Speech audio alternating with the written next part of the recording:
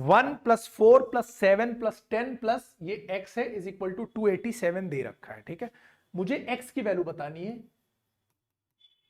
ये मुझे बताना है कि आंसर कितना होगा। ठीक, सबसे पहले देखो मेरे पास यहां इंफॉर्मेशन क्या क्या गिवन है।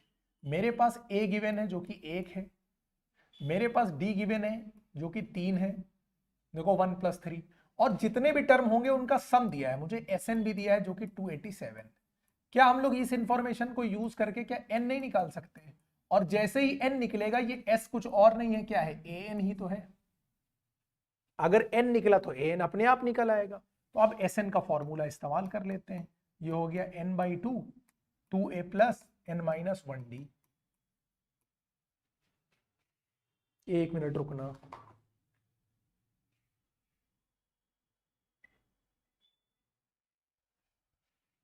हाँ भाई चलो। SN कितना है देखो 287, n मुझे पता नहीं है, 2 इंटू 1, n मुझे पता नहीं है, d है 3।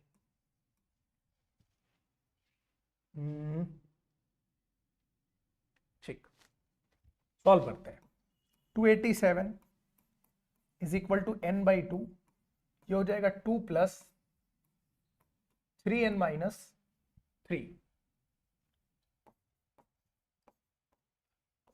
287 n/2 3n और 2 माइनस 3 कितना हो गया, -1। 2 इधर आ जाएगा तो 2 इंटू 27 हो जाएगा, 2 इंटू 287, और ये हो जाएगा 3n² और n इंटू 1 माइनस n हो जाएगा, इसको उधर भेजो। 3n² minus n minus 2 into 287। मैंने क्या किया, मल्टीप्लाई नहीं किया है, मैंने मल्टीप्लाई नहीं किया है। अब यहां पर देखो इसको ब्रेक करना है मुझे। मैंने मल्टीप्लाई इसलिए नहीं किया है ताकि 287 को हम लोग आसानी से सॉल्व कर सके, 287 को हम लोग आसानी से सॉल्व कर सके। 287 को अगर तुम तोड़ोगे तो देखो ये 7 से जा रहा है, 7 4 जा 7 1 जा, और 41 का फिर कुछ और होगा नहीं। मुझे जो इन दोनों का प्रोडक्ट चाहिए, ध्यान से देखो कितना चाहिए, 2 इंटू 3 इंटू 287 चाहिए था। जो प्रोडक्ट मुझे चाहिए था, जो ब्रेक करना है मुझे बीच में, तो वो मुझे मिल गया 2 इंटू 3 इंटू 7 इंटू 41। यानी मैं इसको कह सकता हूं 41 इंटू 42। ध्यान से देखो, 2 3 जा 6 7 जा 42, ये दो नंबर में टूटेगा बीच वाला टर्म। बस यहां से काम हो गया आसान।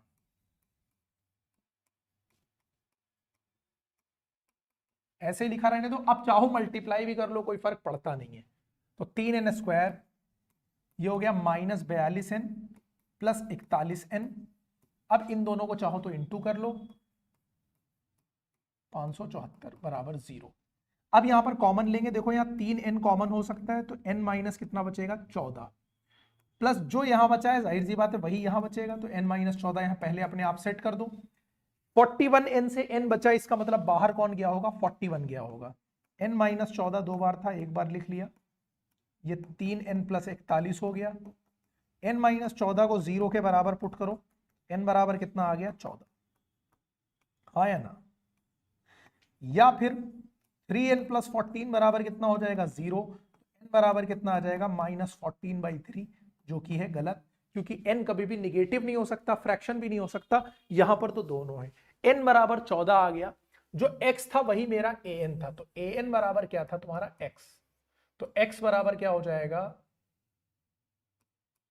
a plus n minus 1d। तो a तुम्हारा कितना था, देखो 1 प्लस n कितना आया है, 14 माइनस 1, और d तुम्हारा कितना था, 3। तो ये हो गया 1 प्लस 13 इंटू 3, 13 3 जा 39, और प्लस 1 40।